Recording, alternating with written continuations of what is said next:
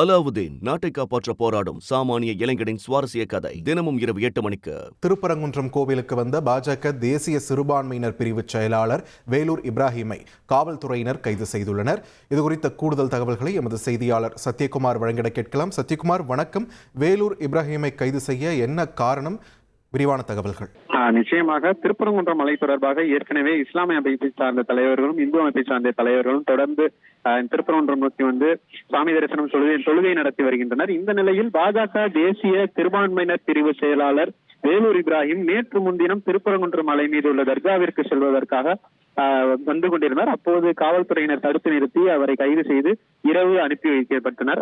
இந்த நிலையில் இன்று அவருக்கு பிறந்த நாள் என்பதால் மதுரை கப்பலூர் பகுதியில் உள்ள தனியார் விடுதியில் வைத்து கட்சி நிர்வாகிகளுடன் கேக் வெட்டி கொண்டாடினார். பின்னர் மீண்டும் தற்போது திருப்பரங்குன்றம் கோயிலில் சாமி தரிசனம் செய்துவிட்டு மலை மேல் உள்ள தர்காவிற்கு செல்வதாக அவர் தனது மனைவியுடன் வந்து கொண்டிருந்தார்.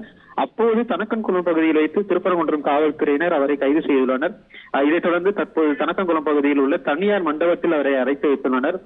பிறந்த நாள் என்பதால் கேக் வெட்டி கொண்டாடிய சிறிது நேரத்திலேயே காவல்துறையால் தற்போது வேலூர் இப்ராஹிம் கைது செய்யப்பட்டு தனியார் மண்டபத்தில் அடைத்து வைத்திருப்பது குறிப்பிடப்பட்டது.